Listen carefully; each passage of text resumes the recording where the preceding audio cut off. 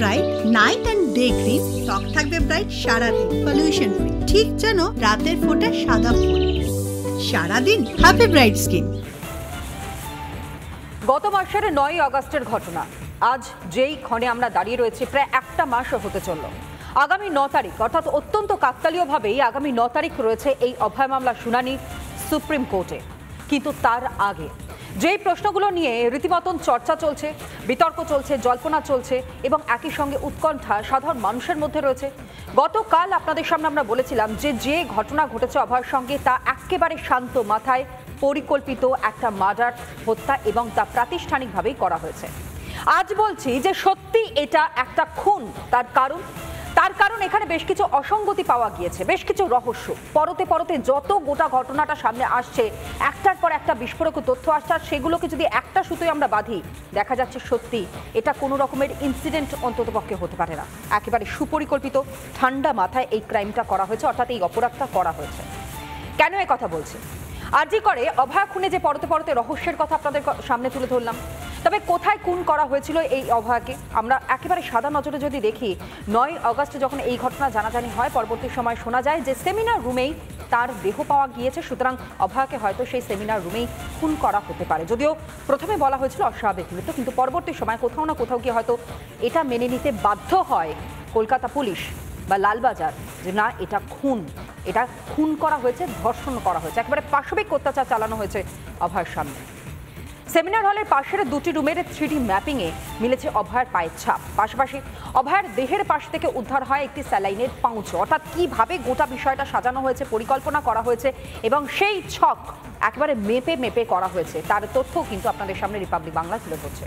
তবে কি কারণে ব্যবহার করা হয়েছিল এই স্যালাইন, তদন্তে নেমে এইসব একাধিক প্রশ্নের উত্তরের সন্ধানে এই মুহূর্তে সিবিআইয়ের আধিকারিকরা। কিন্তু ওই যে বললাম যে সম্পূর্ণভাবে পরিকল্পিত খুন এটাকে বলা চলে, তার একটাই কারণ কোনো রকমের কোনো তথ্য প্রমাণ যাতে কারোর হাত পর্যন্ত গিয়ে না পৌঁছয়, এবং যদি হাত পর্যন্ত পৌঁছেও থাকে, প্রথমের দিকে মনে রাখতে হবে যে কলকাতা পুলিশ বা রাজ্য পুলিশে তারা কিন্তু এই গোটা বিষয়টা তদন্ত করছিল। সুতরাং এই যে এভিডেন্স ট্যাম্পারিং বলুন বা এই যে প্লেস অফ অকারেন্স বলুন, যে কঠিন শব্দবন্ধগুলো এই মুহূর্তে সামনে আসছে এবং তা নিয়ে চর্চা হচ্ছে, তার নেপথ্যের কারণটা ঠিক কি আরও পরিষ্কার হবে। একটা বিশেষ প্রতিবেদন আগে আপনাদের সামনে তুলে ধরি, তারপর এই নিয়েই আসবো আলোচনা।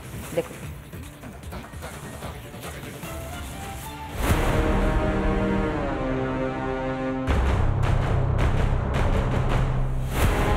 পেঁয়াজের খোসার মতো আরজি করের পরতে পরতে রহস্যে মোড়া।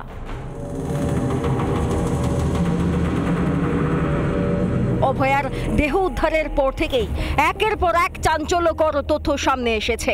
সেমিনার হলে আদৌ কি অভয়াকে ধর্ষণ করে খুন করা হয়েছিল?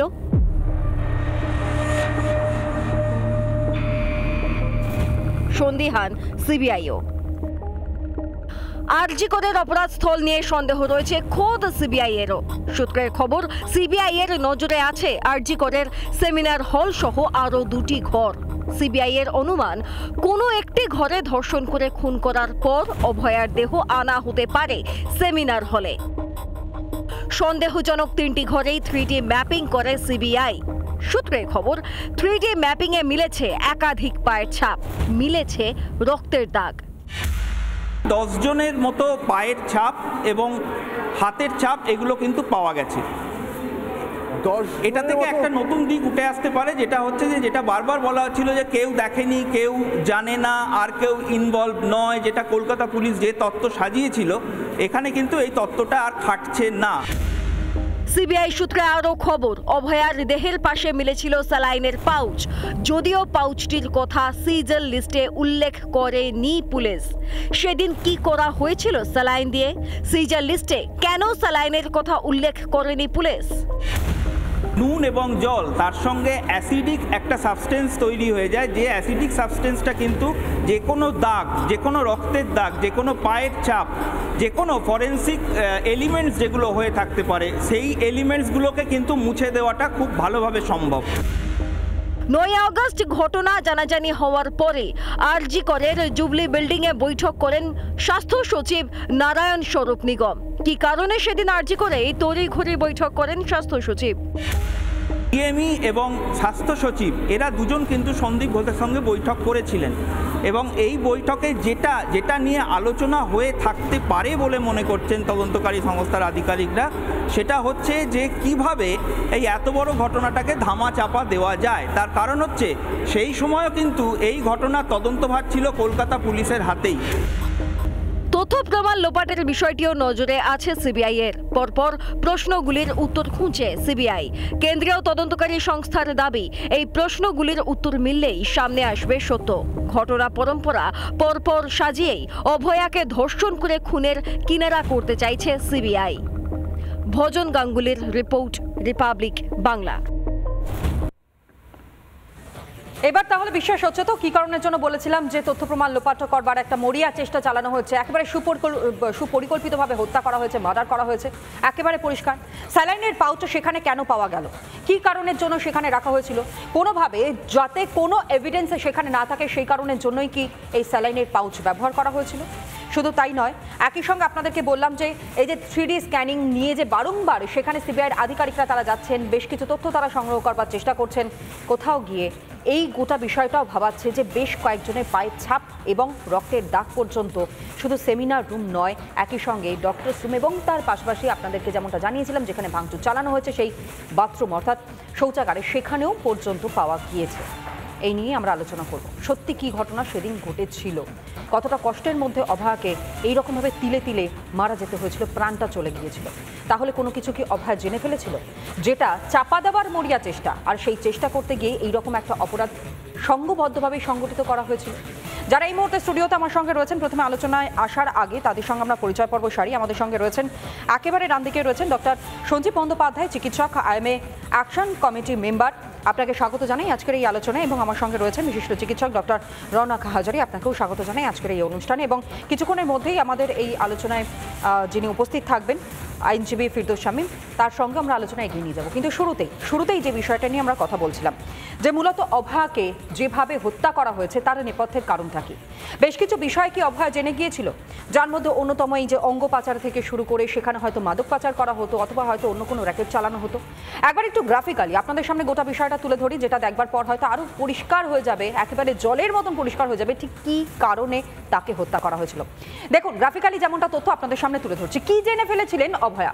সন্দীপ এবং তার ঘনিষ্ঠদের থ্রেট কালচার, যে থ্রেট কালচারের কথা একেবারে উত্তর থেকে দক্ষিণ পর্যন্ত এসেছিল, রিপাবলিক বাংলা তুলে ধরেছিল আপনাদের সামনে।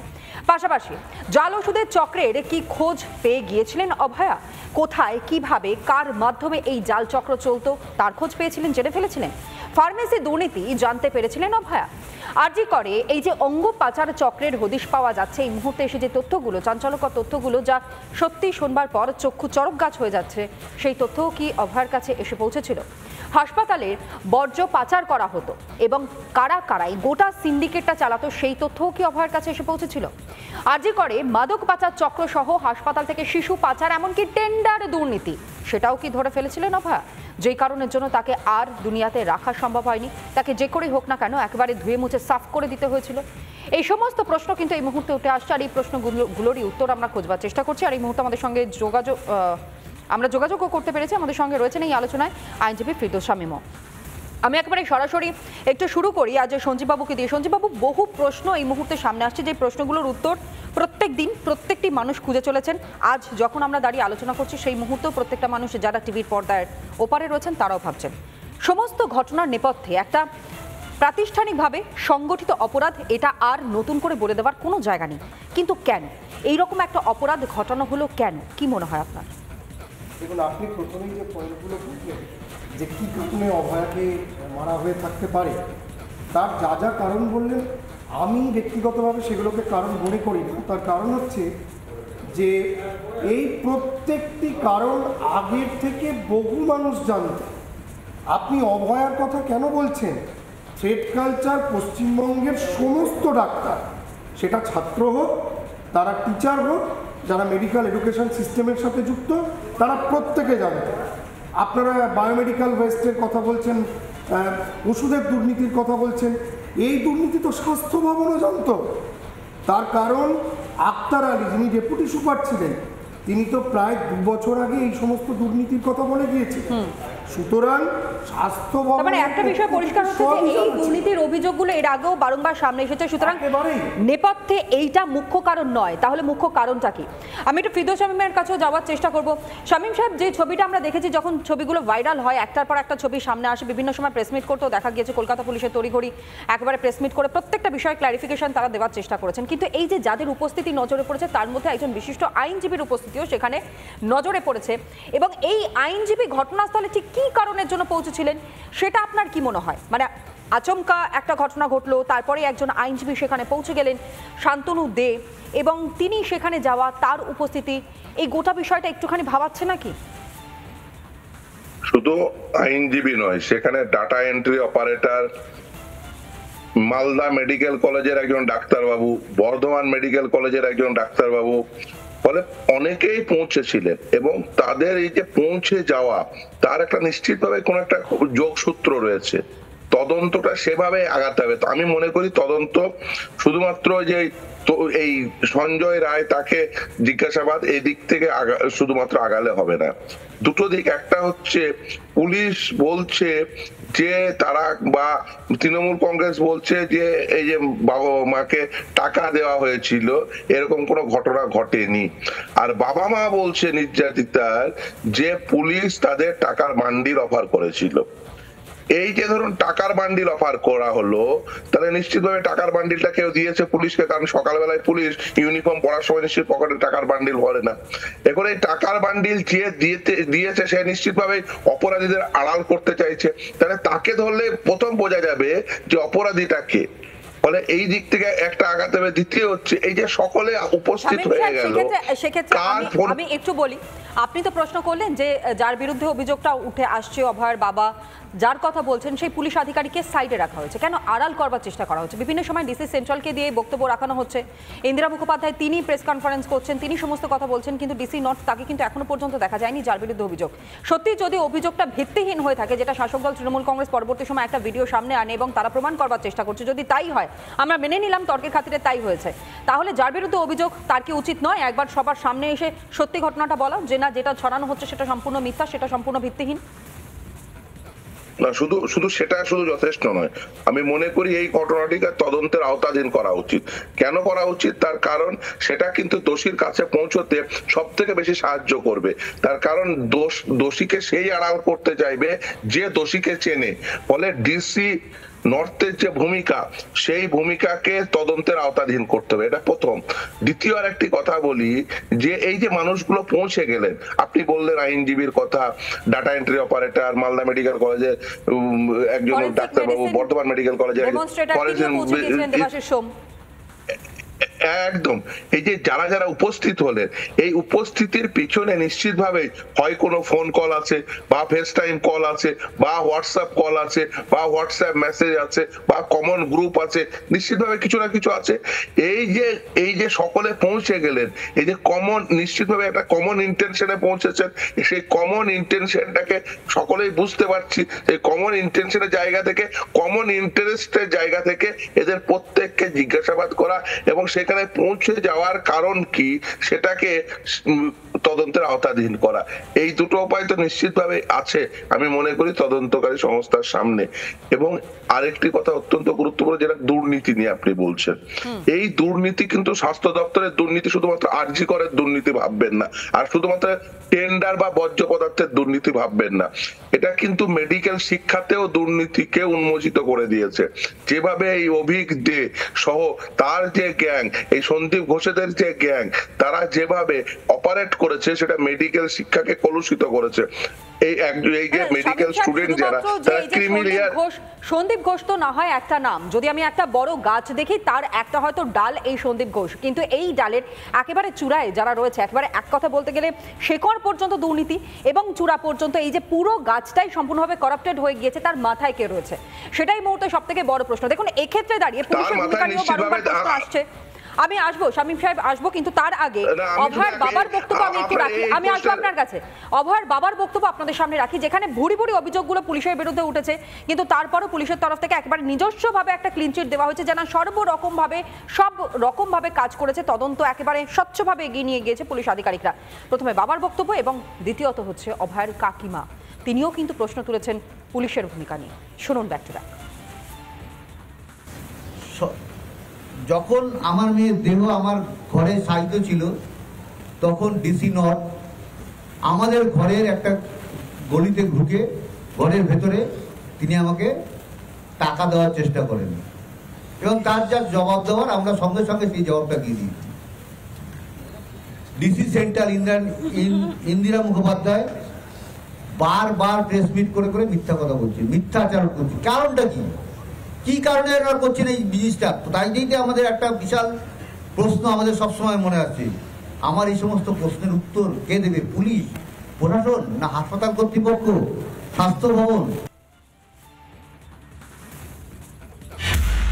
তরফ থেকে সেটা বলতে পারবো না। হ্যাঁ, ভিডিও ভাইরাল হয়েছে, সেটা আমরা দেখেছি এবং ভিডিওটা চাপ দিয়ে, পরিবারকে চাপ দিয়ে, বারবারই তো বলা হচ্ছে চাপ দিয়ে করানো হয়েছে। 11 তারিখ রাত্রিবেলা। নিশ্চয়ই করেছে এসে, কারণ ওনারা এই কথাগুলো তো বলেছেন যে আপনারা যে এরকম বলছেন তাতে তো আপনাদের এখন, তখন আমাদের মানে কলকাতা পুলিশের কাছেই এই কেসটা ছিল, তাতে আপনাদের কেসে অসুবিধা হতে পারে। জোর দিয়ে আমাদের বাধ্য করা হয়েছিল। হ্যাঁ, বাড়িতে এসেই করেছিলেন সুবর্ণ গোস্বামী স্যার যখন মিডিয়াতে বাইটটা দিয়েছেন, তারপরেই রাত্রিবেলা 11টার সময় এসে ওনারা এই ভিডিওটা করে নিয়ে গেছে। না, অ্যামাউন্টটা ঠিক জানি না, কিন্তু বান্ডিল ছিল।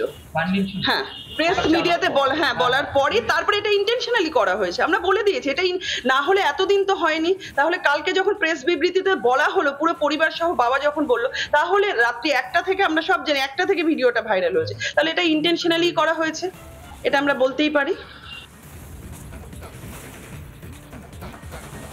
একটার পর একটা বিস্ফোরক তথ্য অভয়ার পরিবারের তরফ থেকে করা হচ্ছে এবং সেই তথ্যগুলো আপনাদের সামনে আমরা তুলে ধরছি। কিন্তু এরই পাশাপাশি আমি একটু রনকের কাছেও যাব, কিন্তু তার আগে আপনাদেরকে একটু দেখাই এই যে সেমিনার রুমে যে ভিডিওটা ভাইরাল হয়েছিল, যেন দেখে মনে হচ্ছে সেখানে কোনো সিনেমা চলছে, যেন মনে হচ্ছে কোনো যাত্রা চলছে, কোনো নাটক চলছে, যে কারণে যেন ঠিক থেকে মানুষের ভিড়। কিন্তু সব থেকে বড় বিষয়, একটা অপরাধ স্থল যেখানে অপরাধ সংগঠিত হয়েছে, একটা মার্ডার করা হয়েছে, দর্শন করা হয়েছে, কিন্তু সেই জায়গায় এত মানুষ কি করে ভিড় করলো? কারা কারা উপস্থিত ছিলেন, নজরে কারা কারা এসেছিলেন? দেখুন সেমিনার রুমে ওরা কারা, যে প্রশ্নটা এই মুহূর্তে আপনারাও হয়তো করছেন।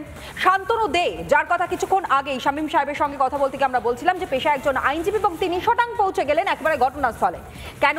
সন্দীপ ঘোষের ছায়ার সঙ্গী বলা চলে পেশায় আইনজীবী এই শান্তনু দে। ধর্ষণ এবং খুনের ঘটনাস্থলে আইনজীবীর উপস্থিতি কি কারণে? আগে তো পুলিশ যাবে, গোটা বিষয়টা জানবে, তারপরে না হয় সেখানে আইনজীবীকে যদি প্রয়োজন পড়ে তারা হয়তো সেখানে ডাকবেন। সাধারণ মানুষ হিসেবে আমাদের এটাই মনে হয় এবং এটাই হয়তো হওয়া উচিত ছিল, কিন্তু সেখানে একেবারে পৌঁছে গেলেন আইনজীবী। কেন? কেবলমাত্র ঘনিষ্ঠতার কারণেই? অন্যদিকে দেবাশিস সোম, যে দেবাশিস সোম এই মুহূর্তে হাসপাতালে চিকিৎসাধীন রয়েছেন, তিনি গুরুতর নাকি অসুস্থ। ফরেন্সিক মেডিসিন ডেমনস্ট্রেটর এই দেবাশিস সোম এবং তার উপস্থিতি ওই একই কারণে সন্দীপ ঘোষের ঘনিষ্ঠ বলে। অপরাধস্থলে ফরেন্সিক মেডিসিন ডেমনস্ট্রেটর তার কি কাজ ছিল, কি কারণের জন্য তিনি একেবারে সেই অকুস্থলে পৌঁছে গিয়েছেন? অন্যদিকে প্রসূন চ্যাটার্জি, যেই প্রসূন চ্যাটার্জির বাড়িতে গতকাল ইডির আধিকারিকরা তারা গিয়েছিলেন এবং এই প্রসূন চ্যাটার্জি তার সঙ্গেও কিন্তু সখ্যতা কম ছিল না এই সন্দীপ ঘোষের। ন্যাশনাল মেডিকেলের ডেটা এন্ট্রি অপারেটর ছিলেন এই প্রসূন চ্যাটার্জি এবং তিনিও আশ্চর্যজনকভাবে একেবারে আরজিকর মেডিকেল কলেজ হাসপাতালে পৌঁছে গেলেন। কিন্তু কি কারণে তিনি গিয়েছিলেন? তার কাজটাই বা কি ছিল? সন্দীপ ঘোষের ছায়াসঙ্গী বলেই কি ঘটনাস্থলে ন্যাশনাল মেডিকেলের কর্মচারী এই প্রসূন চ্যাটার্জি তিনি একেবারে শটান পৌঁছে গিয়েছিলেন? তাহলে কি কারণ না কারণ নির্দেশেই তিনি সেখানে গিয়েছিলেন? অন্যদিকে যার ছবি এই মুহূর্তে আপনারা দেখতে পাচ্ছেন, ইনি হচ্ছেন অভিক দে। ইনিকে এসএসকেএম হাসপাতালের পিজিটি এবং তার এই পিজিটি প্রথম বর্ষের ছাত্র। যেই অভিজ্ঞদের ভুরি ভুরি অভিযোগও শুধু নয়, একটার পর একটা কীর্তি সামনে আসছে, সেও নাকি সন্দীপ ঘোষের ঘনিষ্ঠ এবং সেই কারণের জন্যই সেদিন সকালে যখন এই ঘটনা জানাজানি হয়, তার পরবর্তীতে যে ছবি ভাইরাল হয় তাতে তার উজ্জ্বল উপস্থিতি নজরে পড়েছে। কিন্তু এসএসকেএম থেকে একেবারে সরাসরি তিনি আরজিকর মেডিকেল কলেজ হাসপাতালে কি করে চলে গেলেন? তিনি তো আরজিকর মেডিকেল কলেজ হাসপাতালের চিকিৎসক নন। রনক, এখানেই তো প্রশ্ন আসছে, অভিজ্ঞ কি কারণের জন্য সেদিনকে সেখানে গিয়েছিলেন? দেখুন, শুধু এই একটা ছোট্ট বিষয় বলার আগে মনে হয় আরও কিছু গ্রস জিনিস জেনে নেওয়া দরকার আছে। 3টে পয়েন্টের ওপর আমি আপনাদের ফোকাসটা ঘোরাতে চাই। নাম্বার 1, শুধু অভিক দে নয়, এটা একাধিক মিডিয়ায় দেখিয়েছিল, উত্তরবঙ্গ লবির একজন অত্যন্ত প্রভাবশালী নেতা, আজকে নাম নিয়ে বলছি কারণ তিনি ওপেন সেটা একটা বিভিন্ন সোশ্যাল মিডিয়া স্বীকার করেছেন, তিনি গেছেন। ডাক্তার সুশান্ত রায়, তিনি নিজে ওখানে ওয়েস্ট বেঙ্গল মেডিকেল কাউন্সিলের ভাইস প্রেসিডেন্ট, তিনি নিজে ওখানে ওই দিন গেছিলেন, তিনি নিজে সেটা স্বীকার করছেন, আমি কিন্তু বলছি না। 2 নম্বর কথা, একটা ইয়েলো জার্নালিজম খুব হচ্ছিল ওই সময়, কখনো কোনো মন্ত্রীর ছেলের নাম দিয়ে বলা হচ্ছিল এ হয়তো ঘটনাটায় জড়িত, কোনো বিধায়কের ছেলের নাম দিয়ে বলা হচ্ছিল এ হয়তো ঘটনাটায় জড়িত, কিন্তু মোদ্দা যে কথা বলা হচ্ছিল যে কোনো একজন প্রভাবশালী ছেলে জড়িত আছে। তা তখন হয়তো আমরা বুঝতে পারিনি, কিন্তু আজকে বিষয়টা আমাদের কাছে স্পষ্ট হচ্ছে। কারণ এবার 3 নম্বর পয়েন্টটা আমি বলবো, ঠিক যে অভিযোগ তুমি করছো এটা কিন্তু মারাত্মক অভিযোগ, বিস্ফোরক অভিযোগ বলে দিই। 3 নম্বর পয়েন্টে আসছি, আমি কোনো অভিযোগ করছি না, যা তথ্য আপনাদের সামনে দেখাচ্ছি।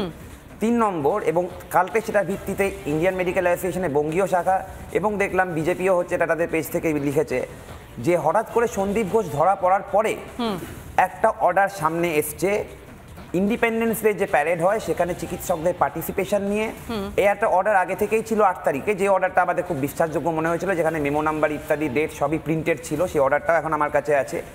হঠাৎ করে সেটা 8 তারিখে ছিল, একটা ব্যাক ডেটেড অর্ডার 6 তারিখে, সেখানে ডেটটাও কিন্তু পেনে লেখা, মেমো নাম্বারটাও কিন্তু পেনে লেখা, এবং অদ্ভুত টাইপের মেমো নাম্বার, ওরম মেমো নাম্বার আজ অব্দি আমরা দেখিনি। সেই মেমো নাম্বার মার্কা একটা অর্ডার, যেখানে ডিএমই আর ডিএইচএস এর সাইন আছে, 3 জনের নাম সেখানে আছে। সবার আগে আপনারা শুধু অভিক দে বলছেন, সবার আগে কার নাম আছে?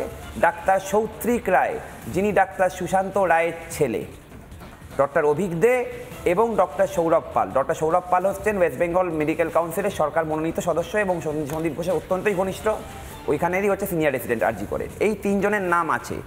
আজকে আইএমএ বঙ্গীয় শাখা কিন্তু এই অভিযোগ তুলেছে, তাহলে যদি সন্দীপ ঘোষ কোনো নাম নেয় সিবিআই এর জেরায়, সেই নামগুলোর মোবাইল লোকেশন যদি ট্র্যাকিং হয়, আমরা সবাই মোটামুটি যা ফরেন্সিক এক্সপার্টরা বলছে ওই 4টে থেকে 5টার মধ্যেই হয়তো অভয়াকাণ্ডটি হয়ে থাকতে পারে, এবং একাধিক লোক করে থাকতে পারে। আপনারা শুধু এবং তারপর কোথায় কোথায় ফোনগুলো গিয়েছে সেটা হয়তো আরো ক্লিয়ার হবে। ফোনগুলো না, এই ফোনগুলো না, এবং সবচেয়ে অদ্ভুত ওই যে অর্ডারটি ছিল ওইখানে ফোন নাম্বার দিয়ে অর্ডারটি বানানো হয়েছিল, কোনোদিন কোনো অর্ডারে কারো ফোন নাম্বার দিয়ে বানানো হয় না।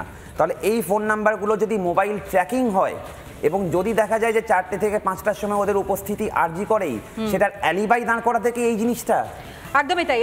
আর এটা নিয়ে আমি ফিরবো, এখন যেহেতু ছোট্ট একটা সময় হয়ে গেছে বিরতি নেবার, সুতরাং চটপট বিরতি আমাদের যেতেই হচ্ছে। তবে হ্যাঁ, যে অভিযোগগুলো সামনে আসে তার প্রেক্ষিতে দাঁড়িয়ে আরও বিস্ফোরক বেশ কিছু তথ্য, সবটাই হয়তো পরিষ্কার হবে আগামী 9 তারিখ, যার জন্য আমাদের অপেক্ষা সত্যিই করতে হবে। কিন্তু না, এখনও আমাদের বিচার চাওয়ার যে দাবি, সেই দাবি যেমন জোরালো হচ্ছে, জাস্টিস ফর আরজি কর, এই 3টে শব্দ ঘুরপাক খাচ্ছে সকাল থেকে রাত পর্যন্ত, আর এই দাবিতে কিন্তু অনড় রয়েছে রিপাবলিক বাংলাও। ছোট্ট একটা বিরতি নিয়ে ফিরছি, তারপর আসছে আলোচনা।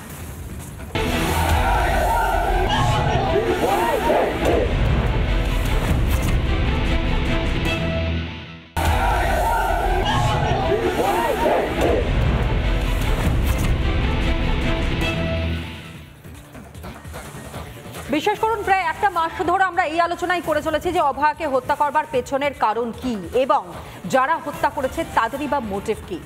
যখন একদিকে শাসক দলের তরফ থেকেও বলা হচ্ছে অপরাধীদের ফাঁসি হোক, কিন্তু যারা এই অপরাধ সংগঠিত করেছে এবং যারা নেপথ্যে রয়েছে, যারা মদত দিয়েছে, তাদের ফাঁসি, তাদেরকে শনাক্ত করা, এই প্রশ্নটা কি উঠবে না?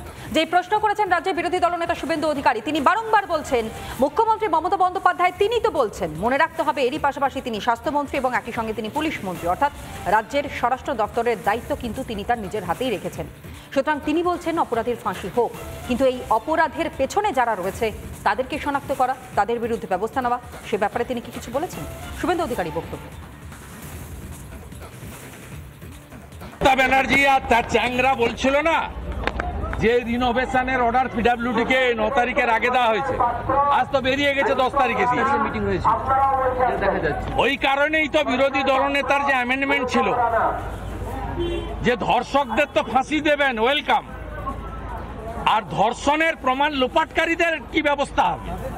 হ্যাঁ, এটাই ছিল তো আমার অ্যামেন্ডমেন্ট, মানেনি ওই জন্য তো, কারণ লোপাটকারীদের নেতৃত্ব দিয়েছেন মমতা ব্যানার্জি। মমতা ব্যানার্জির ফোনগুলো শুধু নিক, ফেস টাইম থেকে বের করুক, কার কার সঙ্গে কথা বলেছে, 9 আর 10 সব বেরিয়ে যাবে, আর কোথাও যেতে হবে।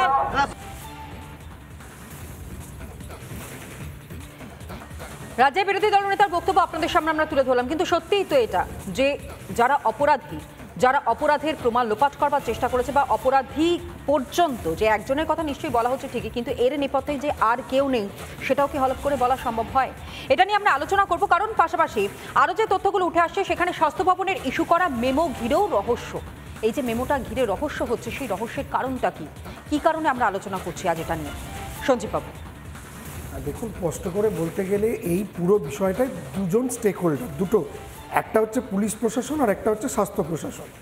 এখন পুলিশ প্রশাসনের পক্ষ থেকে আপনি যদি দেখেন, ফিঙ্গারপ্রিন্ট এক্সপার্ট বলে অভিক ঘোষকে অভিক দেখে চালিয়ে দেওয়া, এটা একটা মারাত্মক সমস্যা। এবং ডিসি নর্থের বিরুদ্ধে যে অভিযোগ উঠছে, আপনাকে বুঝতে হবে এই দুটো অভিযোগের উত্তর আজ পর্যন্ত কিন্তু কলকাতা পুলিশ দিতে পারল না। তার মানে তারা মেনে নিচ্ছে এই দুটো জায়গায় তারা মিথ্যে কথা বলেছে এবং জেনে বুঝে মিথ্যে কথা বলেছে। এবং এই জায়গা থেকেই আমাদের স্বাস্থ্য প্রশাসন সম্পর্কেও কয়েকটা প্রশ্ন উঠছে। দেখুন, আমি নিজে স্বাস্থ্য ভবনে অ্যাসিস্ট্যান্ট ডিএমই পোস্টে বেশ কয়েক বছর কাজ করেছি। সেই কাজের সূত্রে আমি বলতে পারি যে যখন কোনো অর্ডার বেরোয়, সেই অর্ডারের মেমো এই অর্ডারে যেভাবে বেরিয়েছিল সেভাবে কখনো বেরোয় না। আপনারা অর্ডারটা যদি ভালো করে দেখেন, পেনে লেখার থেকেও বড় গুরুত্বপূর্ণ যে কোনো অর্ডার বেরোবার নিয়ম হচ্ছে প্রথমে তার ফাইল নাম্বার থাকে, তারপর অর্ডারের নাম্বার থাকে। যেটা জেনারেল অ্যাডমিনিস্ট্রেশন ব্রাঞ্চ থেকে বেরিয়েছিল এবং যেটাকে আমরা সঙ্গত অর্ডার মনে করছি, সেক্ষেত্রেও প্রথমে ফাইল নাম্বার তারপর অর্ডার নাম্বার আছে। কিন্তু অদ্ভুতভাবে যে অর্ডারটিকে আমরা ফেক বলে মনে করছি বা বিভিন্ন জায়গার থেকে সেটাকে মনে করা হচ্ছে, সেই অর্ডারের কোনো ফাইল নাম্বার নেই। তাহলে কি ধরে নিতে হবে যে কোনো ফাইল ছাড়াই সেই অর্ডারটি তোলা হয়েছিল? সেকেন্ডলি, যে কোনো অর্ডারের ক্ষেত্রে কি হয়, দু জায়গায় অর্ডারের নাম্বার লিখতে হয়। আমরা যদি অর্ডারটা দেখি, প্রথমেই শুধু নাম্বারটা আছে, সেকেন্ড টাইম কিন্তু অর্ডারের নাম্বার নেই। তৃতীয়ত, ডিএইচএসের যে দুটি সিগনেচার আছে, আপনারা যদি খুব ভালো করে দেখেন, দুটো সিগনেচারকে কিন্তু এক সিগনেচার বলে মনে হচ্ছে না। এই প্রশ্নগুলো আমাদের থাকছে। এর পরবর্তী আপনি একটা জিনিস ভাবুন, প্যারেড হবে এসএসকেএম হসপিটালের কাছে রেড রোডে, তাহলে হঠাৎ করে আরজি করে জমায়েত হবে কেন? মানে কোন মানুষ, কোন বুদ্ধিমান মানুষের মাথার থেকে এটা বেরোয়? 5:30টার সময় আরজি করে কেন জমায়েত করতে হবে যদি প্যারেডটা হয় রেড রোডে? দ্বিতীয় প্রশ্ন, আমার প্যারেড হবে কলকাতায়, আমাকে জলপাইগুড়ির থেকে এসআর কেন তুলে আনতে হবে? জলপাইগুড়ির থেকে তো এসআর আসার দরকার ছিল না। তিনি যদি এসেও থাকেন, তিনি হয় নামবেন হাওড়া স্টেশনে, নয় এয়ারপোর্টে, তো হঠাৎ তাকে গিয়েতে আরজি করে যেতে হবে কেন? একমাত্র কলকাতা স্টেশন হলে হতে পারে। এসএসকেএমের যিনি পিজিটি ছিল, অর্থাৎ এই অভিক দে, প্যারেড যদি এসএসকেএম থেকে হয়, সে সকালবেলা কেন আরজি কর যাবে? সে তো ওই অকুস্থলেই থাকবে যেখান থেকে আপনার প্যারেডটা শুরু হবে। সুতরাং এই প্রশ্নগুলো তো আমাদের ভাবাচ্ছে। মানে আপনি এটা বলতে চান যে খবর জানাজানি হওয়ার পরেই সন্দীপ ঘোষ ঘনিষ্ঠ যারা ছিলেন তারা একেবারে সরাসরি সেখানে পৌঁছে গিয়েছিলেন যাতে ধামাচাপা দেওয়া সম্ভব হয়, নয়তো এত মানুষের উপস্থিতির কোন প্রয়োজনীয়তা ছিল? দেখুন, অন্তত এই পুরো অর্ডারটার যে অদ্ভুত একটা রহস্য লুকিয়ে আছে, তার থেকে এই প্রশ্নগুলো উঠতে বাধ্য।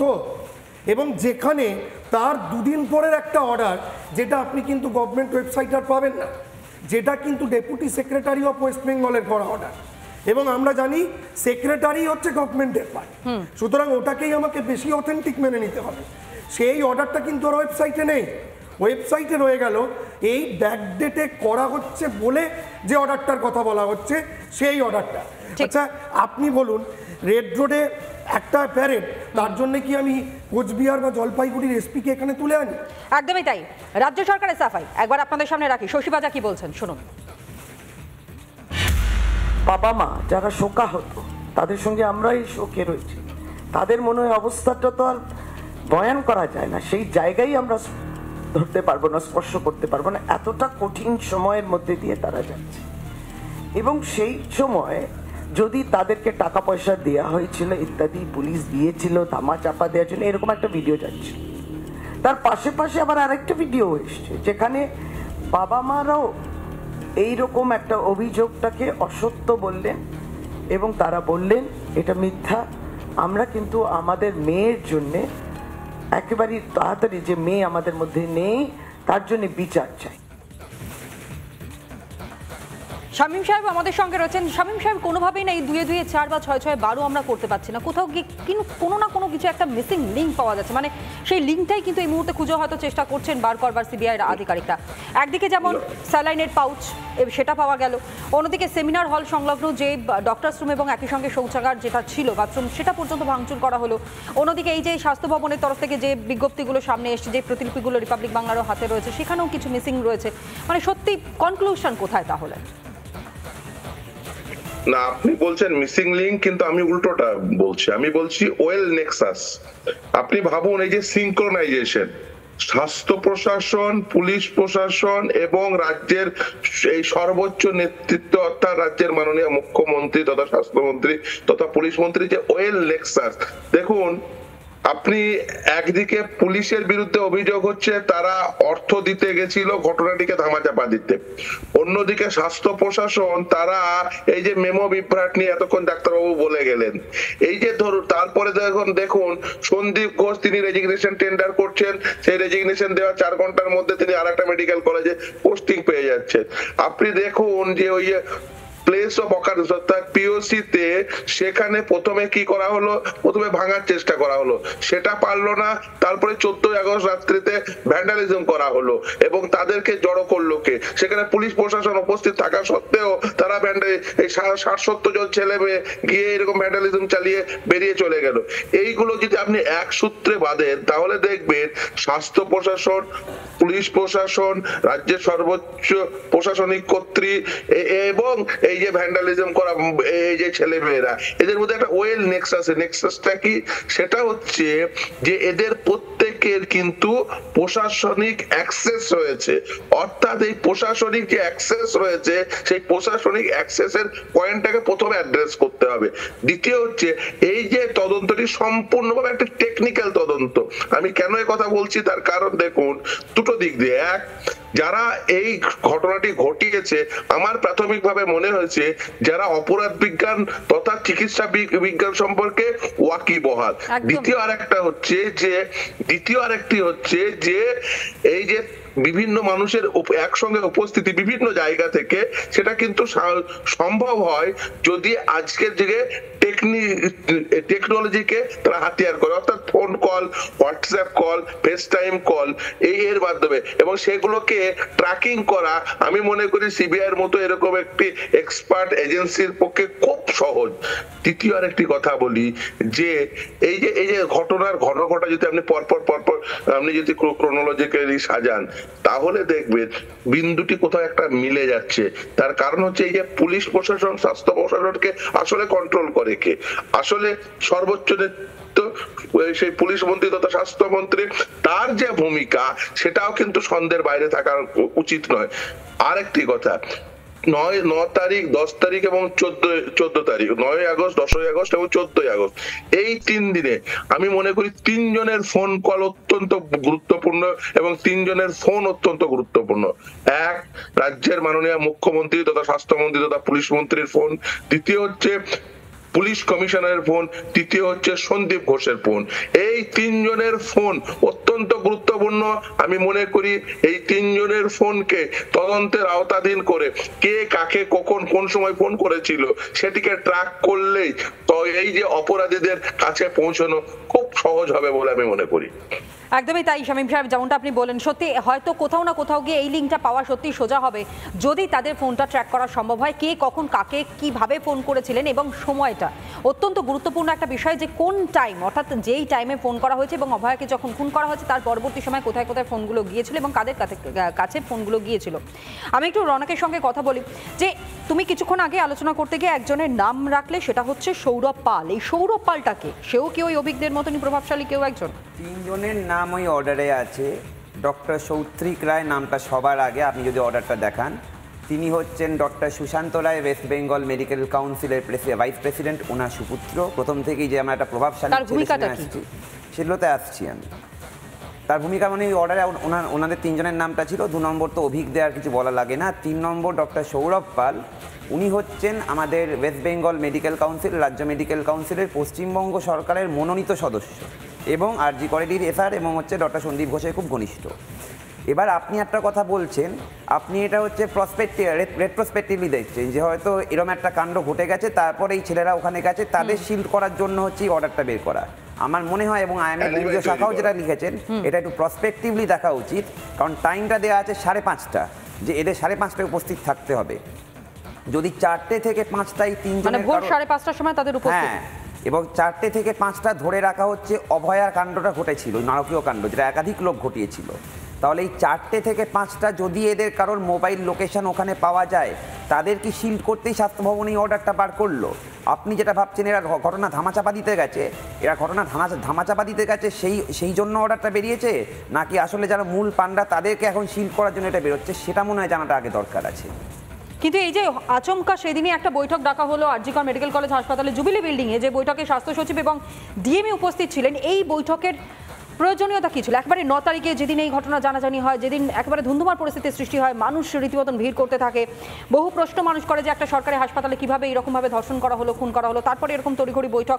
সঞ্জীববাবু, দেখুন, যেখানে ঘটনা ঘটেছে সেখানে স্বাস্থ্য সচিব তিনি গেছেন, তিনি মিটিং করেছেন, এর মধ্যে বিরাট অস্বাভাবিকতা কিছু নেই। কিন্তু প্রশ্ন হচ্ছে আবার একই, যে অনেকগুলো সিদ্ধান্ত যেগুলো স্বাস্থ্য প্রশাসন পরপর নিয়েছে, সেইখানে প্রশ্ন উঠছে। আজকে যদি পুরো বিষয়টায় কোথাও ধামাচাপা দেবার ব্যাপার না থাকতো, তাহলে আপনি কিন্তু এই প্রশ্ন তুলতেন না। আপনার প্রশ্নটা উঠছে কারণ স্বাস্থ্য প্রশাসনের ইন্টেনশন নিয়ে বারবার প্রশ্ন উঠছে। শামীমবাবু একটু আগে বলছিলেন যে সন্দীপ ঘোষের রেজিগনেশন দেবার কিছুক্ষণের মধ্যে তাকে আবার পোস্টিং দেওয়া হলো। আমি আপনাদের চ্যানেলের মাধ্যমে জানতে চাইছি, সন্দীপ ঘোষের রেজিগনেশন, সেই লেটারটা কি আজ পর্যন্ত প্রকাশ্যে এসছে? আদৌ কি সন্দীপ ঘোষ কোথাও রেজিগনেশন দিয়েছিল? এইটা আমাদের জানার খুব দরকার। আপনি একটু আগে দেখালেন মাননীয় মন্ত্রী শশী পাজার একটা ছোট্ট ইন্টারভিউয়ের অংশ। আমার কথা হচ্ছে, উনিও কিন্তু ওনার ইন্টারভিউয়ে কোথাও বললেন না যে ডিসি নর্থ টাকা দিতে চেয়েছিলেন, সেটা সত্যি না মিথ্যে। উনি বললেন বাজারে আরেকটা ভিডিও ঘুরছে। আপনি কথার মধ্যে যে অসত্যতা আছে, কথার মধ্যে উনিও যে কনফিডেন্ট নন, সেটা কিন্তু পরিষ্কারভাবে বেরিয়ে আসছে। আরেকটি জিনিস আমি বলতে চাই, যে এই যে এত প্রশ্ন উঠছে, সিবিআই তো এতদিন পরেও কোনো কংক্রিট কিছু মানুষের সামনে আনতে পারছে না, এবং বেশ কয়েকটি মহল থেকে এরকম একটা খবর বাসিয়ে দেওয়া হচ্ছে যে সিবিআই হয়তো সঞ্জয় রায় ছাড়া আর কাউকে পেয়ে যাবে না। দেখুন, যদি সেটাও হয়, আনফর্চুনেটলি বাংলার মানুষ এবং ডাক্তার সমাজ সিবিআই এর ওই তথ্য বিশ্বাস করবে না, কারণ আমরা সবাই বিশ্বাস করি পুরো ঘটনাটার পিছনে একটা গভীর ষড়যন্ত্র এবং গভীর নেক্সাস রয়েছে, এবং অভয়ার এই মৃত্যু, এই ধর্ষণ একটা অর্গানাইজড ক্রাইমের একটা পার্ট মাত্র। বেশ, একেবারে অনুষ্ঠানের শেষের দিকে এসে শামীম সাহেব কি বলবেন? দেখুন, ডাক্তারবাবু যেটা বললেন একেবারেই, তার কারণ হচ্ছে এই যে নেক্সাসের কথা বলছিলাম না, স্বাস্থ্য প্রশাসন, পুলিশ প্রশাসনের এই ওয়েল সিনক্রোনাইজ নেক্সাস কখনোই সম্ভব হবে না, হয় না সাধারণভাবে যাদের ক্রিমিনোলজি সম্পর্কে ন্যূনতম ধারণা আছে, যদি না সেটা ওয়েল অর্গানাইজড হয়। এবং সেই কারণেই এই ওয়েল অর্গানাইজড একটি ক্রাইমের যখন আপনি তদন্ত করবেন, তখন আপনাকেও কিন্তু ওয়েল অর্গানাইজড হতে হবে। সিবিআই এর আমি মনে করি দুদিক থেকেই, একদিকে যেমন ধরুন জিজ্ঞাসাবাদ চলছে, সেটা যেমন একটা পার্ট, কিন্তু তার সঙ্গে টেকনিক্যাল অংশটা অত্যন্ত গুরুত্বপূর্ণ এই তদন্তের ক্ষেত্রে।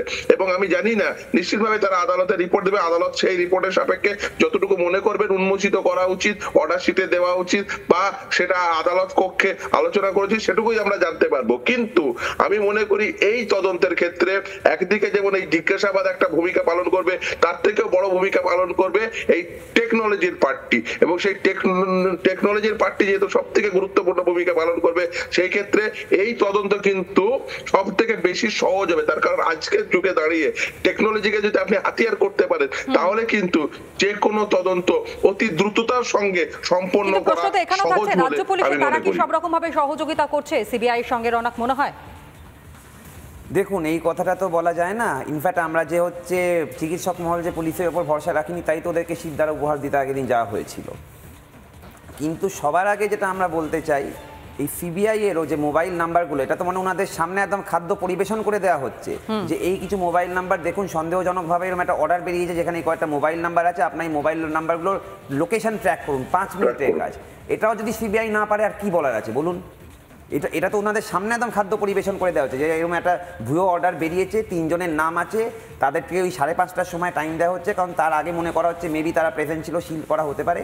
ইন্ডিয়ান মেডিকেল অ্যাসোসিয়েশন ডাক্তারদের সর্ববৃহৎ সংগঠন এই ওপেন কমপ্লেনটা এনেছে, তারা সিবিআই এর কাছে দাবি রাখছে কাল ওপেন সোশ্যাল মিডিয়াতে যে আপনারা এই মোবাইলগুলো ট্র্যাক করুন, এদের লোকেশনটা পাবলিক করুন, সবাই যাতে জনগণও জানতে পারে। এই জিনিসটার পরে যদি সিবিআই এটা না করে, কারণ এখন তো কলকাতা পুলিশ মানছে ওদের সিদ্ধারা নেই, ওরা তো সারেন্ডার করেই দিয়েছে, কিন্তু এই 3টে মোবাইল লোকেশন ট্র্যাক করা তো সিবিআই এর জন্য খুব একটা ডিফিকাল্ট নয়, কেন তারা করছে না সেই একটা প্রশ্ন থেকেই যায়। সেটা কি রাজ্য পুলিশে চাইলে পরে করতে পারতো না? যে প্রথম 5টা দিন রাজ্য পুলিশের হাতে বা কলকাতা পুলিশের হাতে যে দায়িত্বটা ছিল তদন্তের, একজনকে শিখণ্ডি করে সামনে দাঁড় করানো হয়েছে, কিন্তু নেপথ্যে কারা রয়েছে সেটা কি বার করা সহজ ছিল না? সেটা অবশ্যই, এই জন্য তোদের সিদ্ধারা দেওয়া হলো, কিন্তু এবার সিদ্ধারা গিফট দেওয়া হলো, কিন্তু যেন সিবিআই কেও গিয়ে আবার আমাদের সিদ্ধারা গিফট। ডেফিনেটলি, অর্থাৎ এক কথা বলতে গেলে সিবিআই এর ভূমিকা এই মুহূর্তে ঠিক কোন জায়গায় রয়েছে সেটা হয়তো জানবার জন্য আর মাত্র 2টো দিন আমাদের অপেক্ষা করতে হবে। আজ শনিবার, আগামীকাল রবিবার এবং তারপর সোমবার, যেদিনকে সুপ্রিম কোর্টে এই অভয় মামলার শুনানির সম্ভাবনার কথা আগেই রিপাবলিক বাংলা আপনাদের সামনে তুলে ধরেছিল। প্রত্যেককে ধন্যবাদ জানাই, আলোচনা আমাদের এখানেই শেষ করতে হচ্ছে। তবে হ্যাঁ, যে বিচারের দাবিতে এখনো পর্যন্ত অনড় শুধুমাত্র আমাদের এই রাজ্য পশ্চিম বাংলার মানুষ তা নয়, একই সঙ্গে 14টা দেশ, 100 শহরের একই দাবি, একই স্বর, জাস্টিস ফর আরজি কর। 8ই সেপ্টেম্বর বিশ্বজোড়া, অর্থাৎ আগামীকাল বিশ্বজোড়া বাঙালির কণ্ঠস্বর, বাঙালির গর্জন, এবং সেই গর্জনের ছবি আপনারা পাঠিয়ে দিন আমাদেরকে। আপনার প্রতিবাদের শহরের ভিডিও পাঠান আমাদের, যে নম্বরে পাঠাবেন 9831605283, এই নম্বরে পাঠান ভিডিও, সঙ্গে শহরের নাম, অভয়ের জন্য আপনার লড়াই, যা তুলে ধরবে রিপাবলিক বাংলা। এখন একটা ছোট্ট বিরতি, ফিরে আসছি। 14টা দেশ, 100 শহর, এক দাবি, এক স্বর, জাস্টিস ফর আরজি কর। 8ই সেপ্টেম্বর বিশ্বজোড়া বাঙালির কণ্ঠস্বর, বাঙালির গর্জন। আপনার প্রতিবাদের শহরের ভিডিও পাঠান আমাদের 9831605283, এই নম্বরে পাঠান ভিডিও, সঙ্গে শহরের নাম। একটাই আবেদন, একটাই দাবি, লড়াই আন্দোলন অনেক বাকি রয়েছে, এখনো পথ অনেকটা বাকি। অভয়ার জন্য আপনার লড়াই তুলে ধরবে রিপাবলিক বাংলা।